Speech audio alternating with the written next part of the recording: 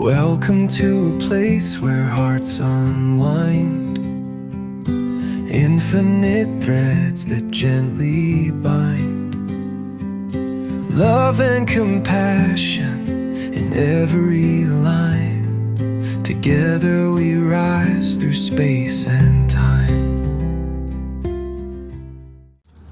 Welcome back to Infinite Threads. I'm your host, Bob. There's a strange moment many of us experience, often quietly, often without language for it. It's the moment when you realize your life sounds crowded on the inside. Not with people who are physically present, but with voices, opinions, expectations, warnings. Praise you're still chasing, disappointments you're still trying to avoid, and rules you never agreed to but somehow obey. You might hear a parent's concern long after they're gone from the room, a teacher's judgment echoing decades later, a partner's preference shaping choices they never asked you to make, a culture whispering what success is supposed to look like, a faith, a job, a role, a title, each leaving behind instructions. And somewhere beneath all that noise, there's you. Still breathing, still sensing, still knowing, but quiet. This episode is about that quiet. Not because it's weak, but because it's been crowded out. Most of us don't lose our voice all at once. We trade it away in pieces. The first trade often looks like love. We learn early that belonging sometimes requires adjustment, and that approval is conditional, or that harmony is rewarded more than honesty. So we often agree, nod, when something inside us hesitates. Not because we're dishonest, but because we're human. Children are especially good at this. They are experts at survival. They read the room. They sense tension before language forms. They learn quickly which parts of themselves are welcome and which aren't. And so the editing begins. A question swallowed, a preference dismissed, a reaction toned down, a curiosity set aside. Each one seems small, reasonable, even loving.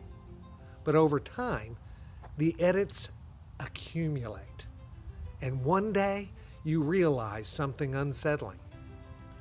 You're fluent in everyone else's expectations, but unsure how to hear yourself.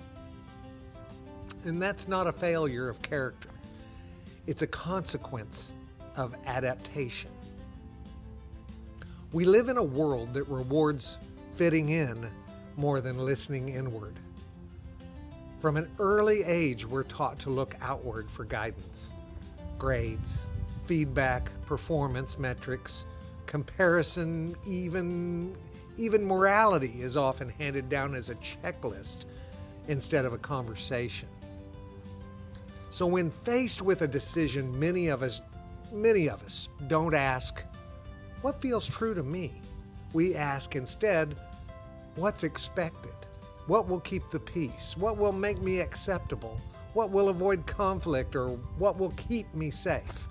And slowly, subtly, our inner voice becomes optional. Not silenced by force, but by habit. The most haunting part is that this often happens without pain, or rather the pain becomes background noise.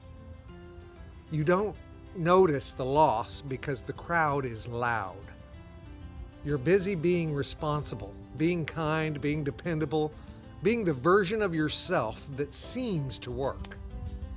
Until something cracks.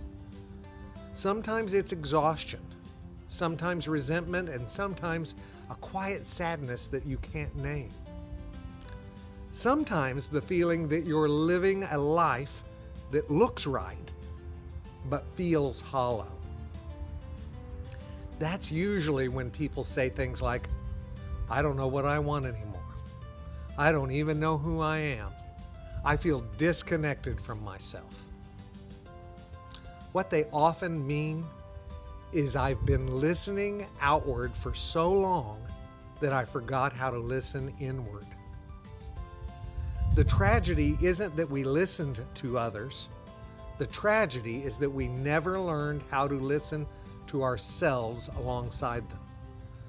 Because here's the truth most of us were never taught. Listening to your own voice is not selfish, it's foundational. Your inner voice isn't the loudest one. It doesn't interrupt, it doesn't rush, and it doesn't demand. It waits. And because it waits, it's often mistaken for absence. But it's not absence.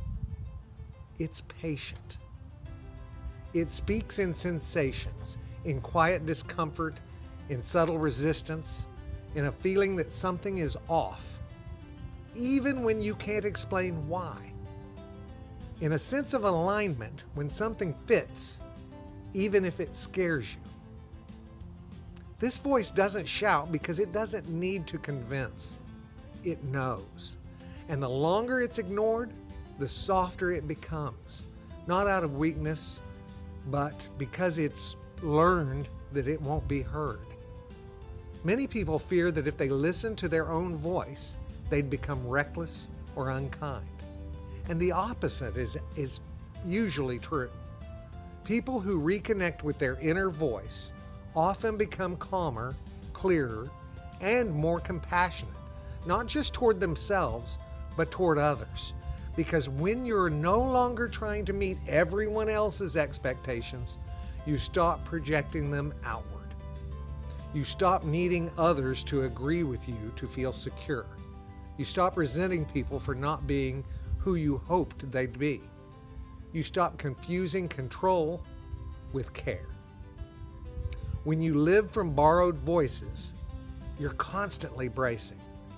And when you live from your own, you're grounded. But reconnecting doesn't happen through rebellion. It happens through noticing. This week's practice is intentionally small. Notice one moment today when you adjusted yourself out of habit. That's it. Not to judge it and not to undo it and not to fix it. Just notice. Notice when you laughed along instead of speaking. When you stayed quiet instead of asking. When you said yes automatically. When you softened a truth before it even reached your lips. And then, gently, ask yourself, whose voice did I just listen to? You don't need an answer right away. The noticing itself is the beginning of listening. Because your voice doesn't need to fight its way back. It only needs space. And space begins the moment you stop filling every silence with someone else's expectations. You don't have to silence the world, and you don't have to reject the people who shaped you. You don't even have to abandon connection. You simply have to remember that your voice belongs in the room too. Not louder, not higher, not above, just present. This week, we're not trying to find your voice all at once. We're just clearing enough noise to hear the fact that it's still there, waiting. And when you begin to hear it again, even faintly, you may discover something surprising. It's been telling you the truth all along. You just weren't taught to listen to it. I'll see you next time, guys. I love you all very, very, very much. And you know what I need you to do. Go out and pass that on. Later, Gators. Bye-bye.